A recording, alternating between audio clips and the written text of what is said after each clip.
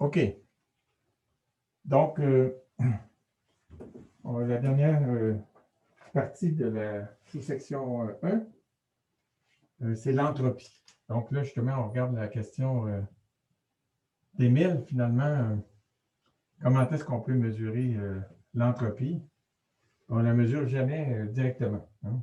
On sait que ds va être égal à l'intégrale dq sur t pour un processus quasi-statique. Ce que ça veut dire qu'à chaque étape, on va suffisamment lentement pour que la température absolue ait une signification. Puis, pour que dq, on puisse l'obtenir à partir de l'énergie interne, du travail qui est fait. Ici, excusez, ici, ce n'est pas ds, c'est delta S. ds est égal à dq sur t. Ça, c'est S final moins S initial. On va de l'initial à final. Alors, comment est-ce qu'on peut faire ça en pratique? Bien, regardez, on n'a pas calculé la chaleur spécifique pour rien. Donc, on sait que dq est égal à C dt. Ça va dépendre de qu'est-ce qui va être gardé constant.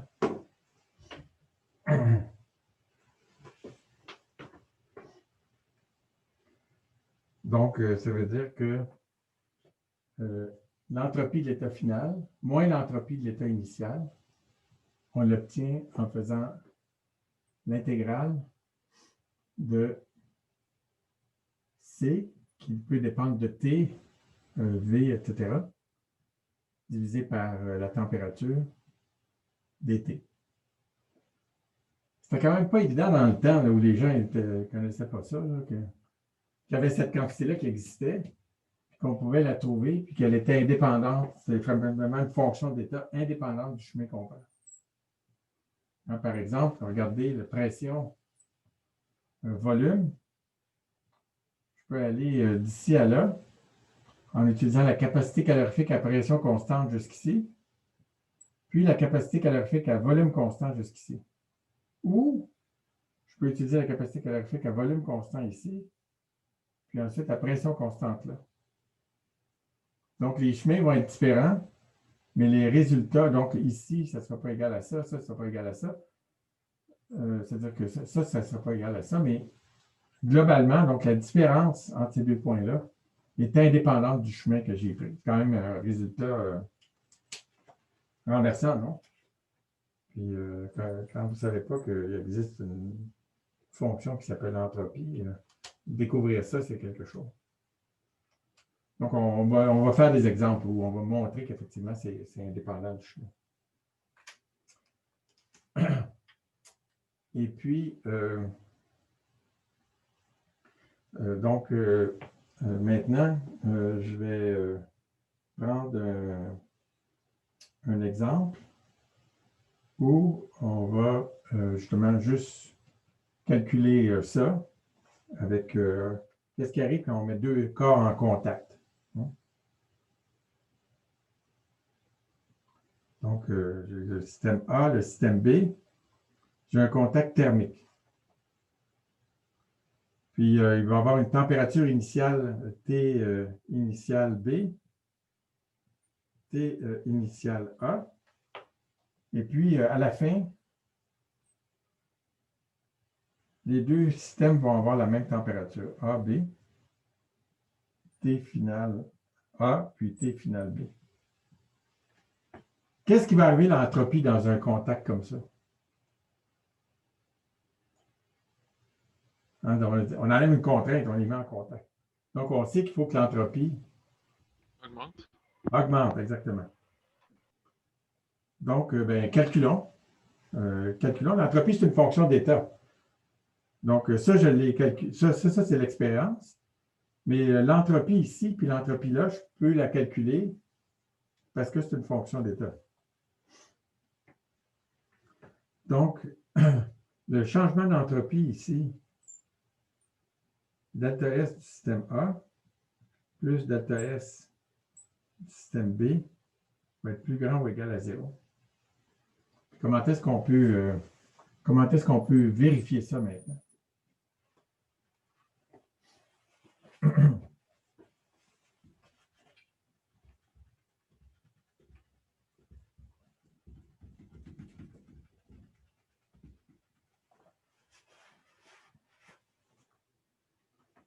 Donc, ce qu'on va faire, c'est, pour le changement d'entropie du système A, on va faire l'intégrale de T initial A à T final de la masse du système A fois C' A, qu'on va prendre C' indépendant de la température, comme tantôt, divisé par la température fois dt. C'est bon? Capacité calorifique sur température. Là, je suis en train d'utiliser cette formule-là. Et puis, ensuite, j'ai l'intégrale de T initial B à T final de MB C'B sur T dt. Donc, ça, c'est égal à quoi? C'est égal à MA C'A. Vous voyez, c'est important que j'intègre ici, même si la capacité calorifique est constante. Hein? T final sur T initial A plus M'B CB, C'B, pardon, pas de prime ici, là.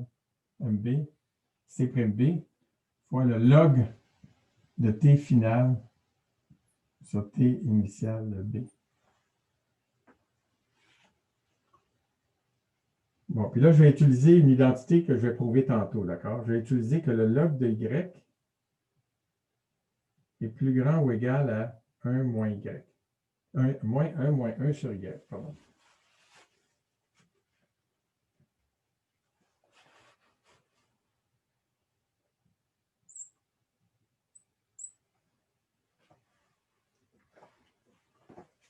Donc, ça, c'est juste une identité mathématique, mais supposons qu'elle soit vraie pour le moment, d'accord? Puis, je vais vous la prouver tantôt, c'est facile. On a hâte d'arriver au résultat. Je vais juste le prendre comme donnée. Donc, supposons que ça soit vrai. Ça veut dire que ce que j'ai écrit en haut, c'est plus grand ou égal à MA C'A fois 1 moins 1 sur Y. Donc, TIA sur TF plus MB C'B fois 1 moins TIB sur TF.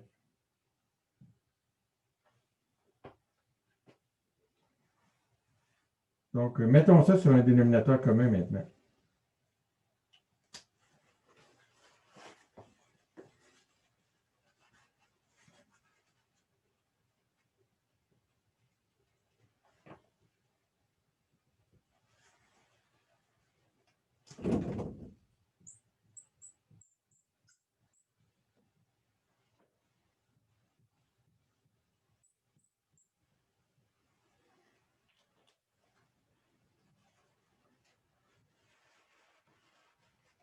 Reconnaissez-vous ça?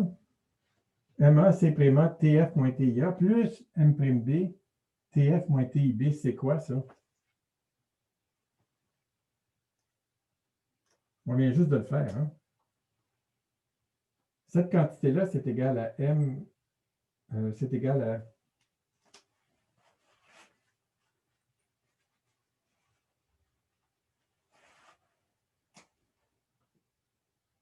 QA plus QB sur T final. Ça, c'est la chaleur absorbée par le système A. Capacité calorifique fois la différence de température.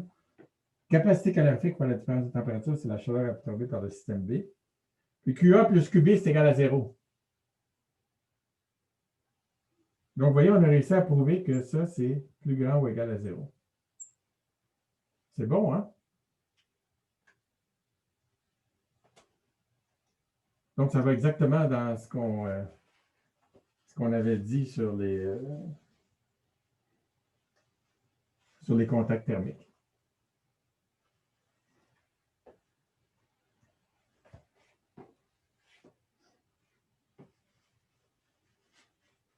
Donc, on a prouvé ça ici. Avant de prouver cette égalité-là, je vais juste mentionner une dernière chose.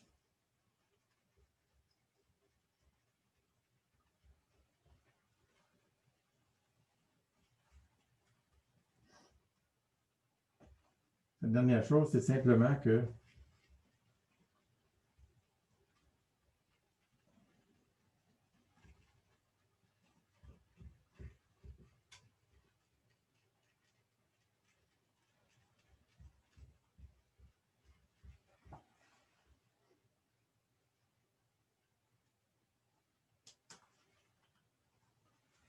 si je fais un contact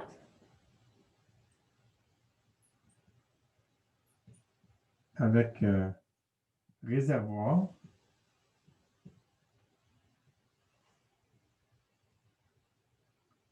dont la température T réservoir ne diffère, donc est différente de celle du système de façon.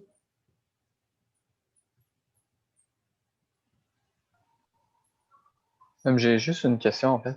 Vas-y, vas-y. Mais peut-être que je me trompe, mais QA plus QB, c'est pas supposé être égal à 0 tout le temps ou. Oui, oui, c'est toujours égal à 0. OK. Donc, mais voyez, on a utilisé cette inégalité-là. Puis ce qu'on a prouvé, c'est que parce que QA plus QB, c'est toujours égal à 0, cette inégalité-là nous dit que la différence d'entropie va toujours être plus grande ou égale à 0. OK. C'est bon? Ouais, c'est bon. Merci d'avoir posé la question. Là. Ça va? C'est une subtilité. Donc, si la température du réservoir est différente de celle du système de façon infinitésimale,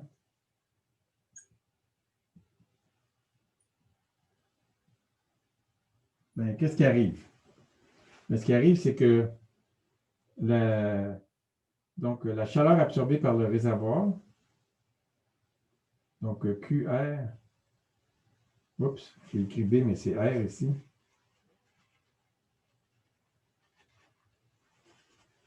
Q réservoir sur T réservoir, c'est le changement d'entropie du réservoir, d'accord? Le changement d'entropie du système, ça va être égal à ce qu'on vient de calculer ici, là. Donc, ça va être, par exemple, MA C'(A) log de, donc, température finale, on va dire que c'est T réservoir. Puis la température initiale, ben, c'est quoi? On va dire que c'est T réservoir plus DT. Comme on dit que ça varie de façon infinitésimale.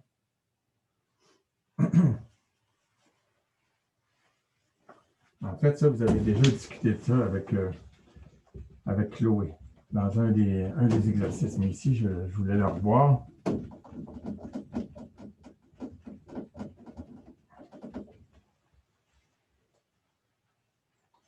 Donc, ça, c'est QR sur TR.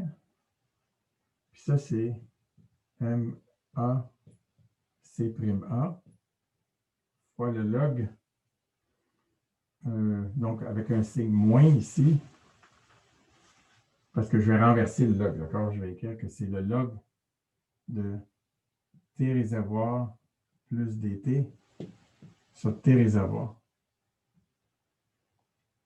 Et puis, donc, ça, c'est égal à QR sur TR moins MA C'(A).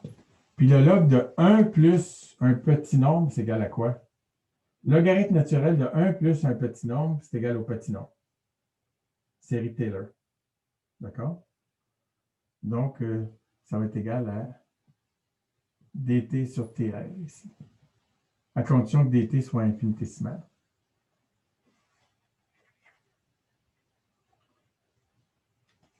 Donc, ça, c'est la chaleur absorbée par le réservoir, puis ça, c'est la chaleur absorbée par le système.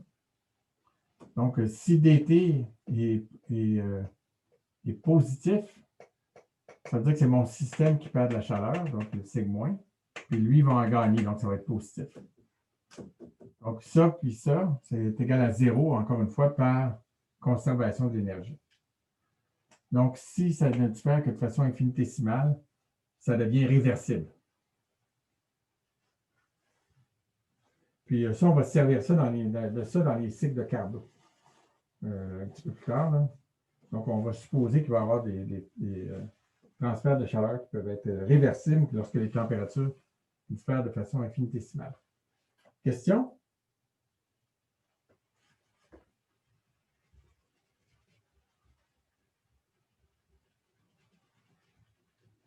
Donc, tout ce qui nous reste à compléter, c'est de prouver cette formule-là ici.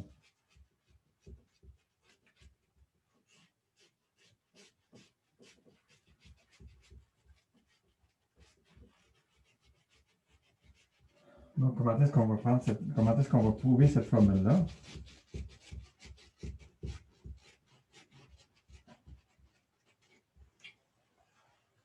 Ce que je vais prouver, en fait, ça va être que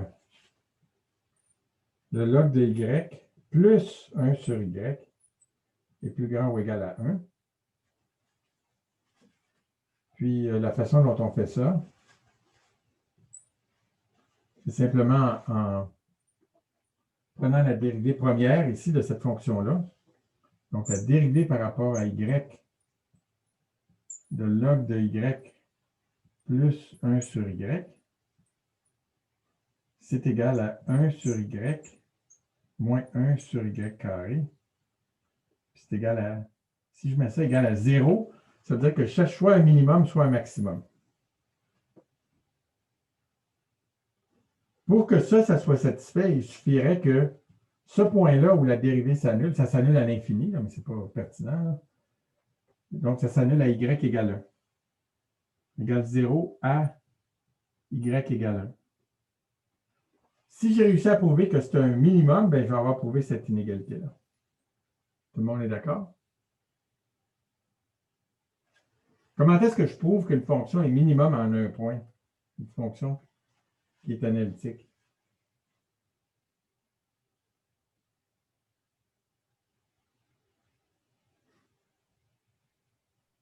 La dérivée s'annule, puis la dérivée seconde est positive. C'est ça. Alors, dérivons une autre fois. Donc, si je dérive une autre fois,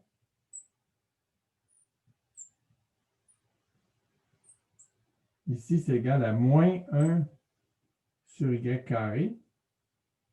Puis ici, ça va donner plus 2 sur y cube. C'est bon? Donc, si j'évalue à y égale 1, je ne sais pas si vous voyez encore, j'espère, oui. Si j'évalue à y égale 1, bien ça, c'est plus grand que 0. Ça vaut quoi? Ça vaut 2 moins 1, ça vaut 1. Donc, j'ai montré que cette fonction-là avait un minimum à y égale 1, ce qui veut dire que cette inégalité-là est satisfaite.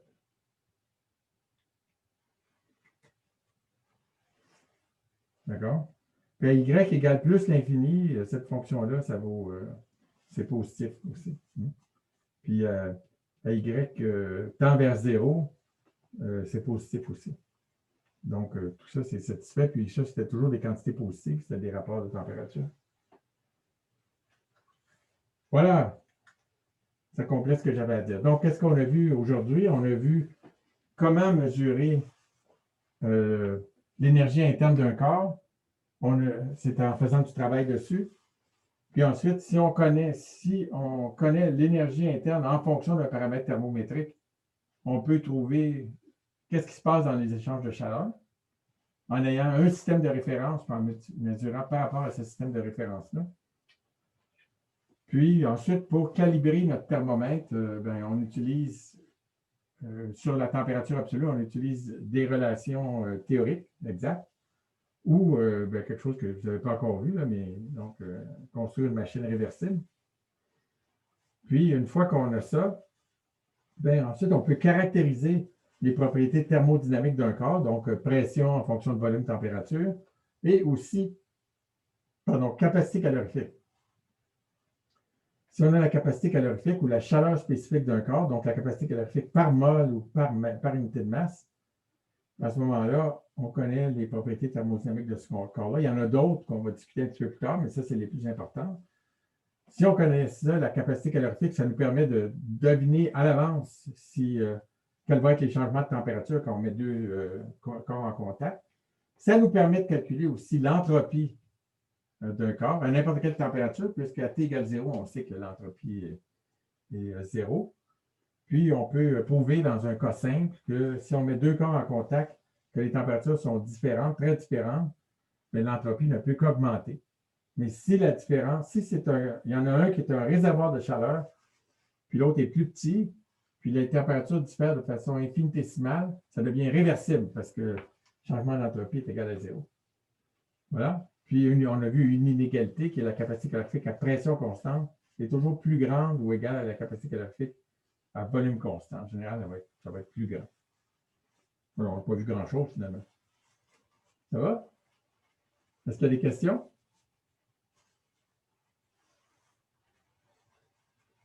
OK. En tout cas, s'il y en a, vous me contactez. Sinon, on se revoit vendredi.